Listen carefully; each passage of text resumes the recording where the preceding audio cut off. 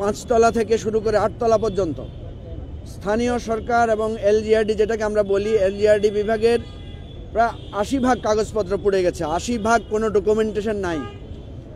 এর বাইরে আপনার সেখানে অন্যান্য যে মন্ত্রণালয়গুলো ছিল, ডাক, টেলিযোগাযোগ থেকে শুরু করে এবং সড়ক যোগাযোগ বিভাগ, এটা অত্যন্ত রহস্যজনক।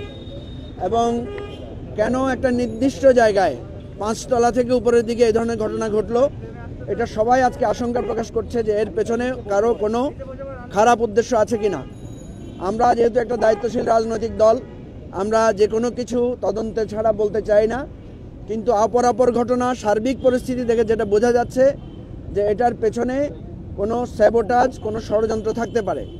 ইতিমধ্যে আমরা দেখেছি কয়েকজন উপদেষ্টা এটা বলেছেন যে তাদের মন্ত্রণালয়ে তারা অনেক বড় বড় দুর্নীতির কাগজপত্র পেয়েছিলেন, নথিপত্র পেয়েছিলেন। আশঙ্কা করছেন তারা যে সমস্ত দুর্নীতির কাগজপত্র গায়েব করে দেওয়ার জন্য বা নস্যাৎ করে দেওয়ার জন্য, ধূলিসাৎ করার জন্য এই ধরনের ঘটনা ঘটানো হয়েছে। আমরা শুধু আজকের এই ঘটনার কারণে না, আগেও আমরা বলেছিলাম সরকারকে যে যেহেতু আমরা একটা চ্যালেঞ্জিং সময়ে এই সরকার দায়িত্ব নিয়েছে, সরকারকে অবশ্যই সতর্ক থাকতে হবে।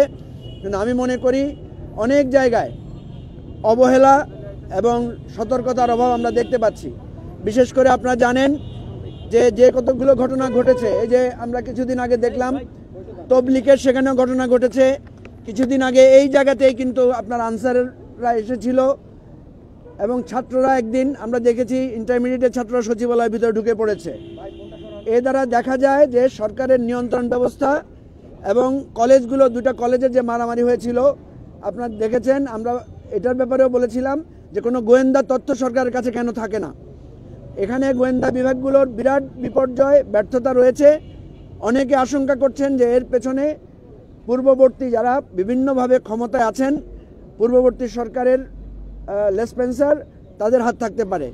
সেজন্য আমরা বলবো অত্যন্ত সতর্ক হওয়ার জন্য। আমি আপনাদেরকে আজকে সামনে রেখে দাবি জানাচ্ছি, স্পেশালি আপনার যে বিচার, আন্তর্জাতিক বিচার ট্রাইব্যুনাল যেটা আছে, এই ট্রাইব্যুনালে সতর্কতা জারি করার জন্য, অত্যন্ত নিরাপত্তা ব্যবস্থা কায়েম করার জন্য এবং আরও যে সমস্ত জায়গায় বিচার প্রক্রিয়া আছে সেগুলো ব্যাহত করার জন্য এই ধরনের ঘটনা ঘটতে পারে, এটা আমরা আশঙ্কা করছি। সুতরাং নিরাপত্তা জোরদার করা, যারা আন্দোলনের অংশীদার আছে সকলের নিরাপত্তা জোরদার করা এবং আমাদের মধ্যে আজকে ছোটোখাটো বিষয় নিয়ে যে বিভেদ, যে তর্ক বিতর্ক, এগুলো বাদ দিয়ে আমাদের জাতীয় ঐক্যটাকে আরও সুসংহত করা, এটা আমাদের দাবি। এবং আমরা জোরভাবে এটা চাই যে এই ঘটনার আর যাতে পুনরাবৃত্তি না ঘটে। আপনারা জানেন গার্মেন্টস সেক্টর, শ্রমিক অঙ্গন, শিক্ষাঙ্গন, প্রত্যেক জায়গায় এক ধরনের ভালনারেবল পজিশন আছে। সেগুলো যাতে সরকার সিরিয়াসলি দেখে।